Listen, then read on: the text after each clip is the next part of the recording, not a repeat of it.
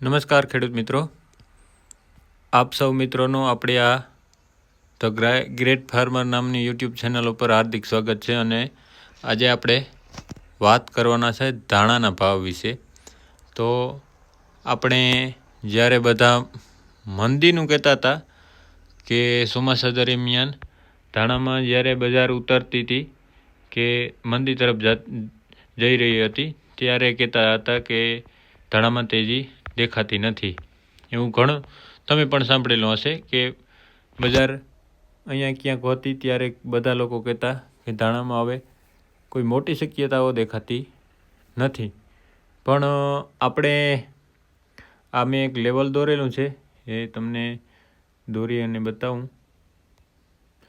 જે આપણે એક લેવલ આપેલું હતું ચોમાસા દરમિયાન, જે આપણી આ યુટ્યુબ ચેનલના પહેલેથી સબસ્ક્રાઈબર છે, જે બોક્સ દોરીને અને આપણે લેવલ આપેલું હતું કે અહીંયાથી આપણે કહી દીધું હતું 7,500થી કે ધાણા 8,800 સુધી તો ખેડૂત ભાઈઓ જશે અને જશે.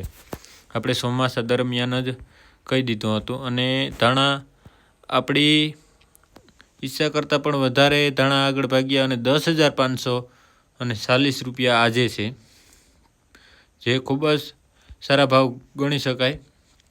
જે આજે સવારમાં ધાણામાં એક મોટી મંદી દેખાણી હતી, જે 65% જેટલી 5-6% જેટલી બજાર ડાઉનમાં ગઈ અને સાંજ પડતા 10 રૂપિયા પ્લસમાં બજાર છે. હાલ પ્લસમાં બજાર દેખાઈ રહી છે. આપ જોઈ શકો છો કે જે બજાર મંદીમાં હતી એ પ્લસમાં સાંજ પડતા થઈ ગઈ.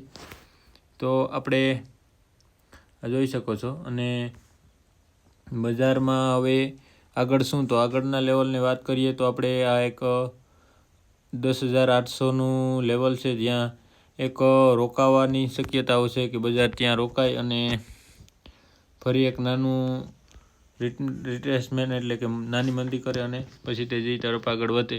અને જો ત્યાં ન રોકાય તો આપણે 11,600 આજુબાજુ એક મોટા વેચનારની સંખ્યાઓ છે, તો ત્યાં એક બજાર રોકાય એવી શક્યતાઓ છે. પણ હાલની તકે આપણે એવું લાગી રહ્યું છે કે ધાણામાં છેલ્લા કેટલાક મહિના નહીં પણ લગભગ વર્ષનું કેવું હોય તો કહી શકાય, ત્યારથી કોઈ એટલી મોટી લેનાર વેચનારની સંખ્યા નથી, જે આજે આવી ગઈ છે. આજે લગભગ 13,000 ને ઉપર લેનાર વેચનારની સંખ્યા છે. જે આ એક ઇમારત ટાઈપ દેખાય છે આપ સૌ મિત્રોને, આ તે એક લેનાર વેચનારની સંખ્યાઓ છે અને વોલ્યુમ પણ કહેવામાં આવે છે, જે 13,000ની ઉપર નીકળી ગયું છે. અને એના કારણે જો સવારના મંદી કરી અને ફરી એક તેજી તરફ આગળ વધ્યા ધાણા. પણ હવે ધાણામાં એક થોડીક તેજી દેખાય છે. અને જો આ લેવલને ક્રોસ કરે આપણે આપેલા છે એ લેવલને, તો એક તેજી તરફ આગળ વધશે. આ એક લેવલ છે અને એક લેવલ ઉપરનું છે, જે એટલામાં ક્યાંક છે. તો ત્યાં સુધી બજાર જાય એવી શક્યતાઓ છે. અને આપણે 2-3 દિવસની અંદર એક જીરામાં નાની મંદી દેખાય છે, જે 2-3 દિવસથી થોડી ચાલી રહી છે. એમાં પણ એક વિડીયો બનાવશું અને આગળના લેવલ કહેશું. જો ખેડૂત ભાઈઓ ધ્યાનથી સાંભળજો, હું મોટી મંદીની વાત નથી કરતો. જીરામાં એક નાની મંદી દેખાય છે, જે આગળના વિડીયોમાં કહેવામાં આવશે કે એટલા સુધી મંદી થશે અને પછી ફરી તેજી તરફ આગળ વધશે.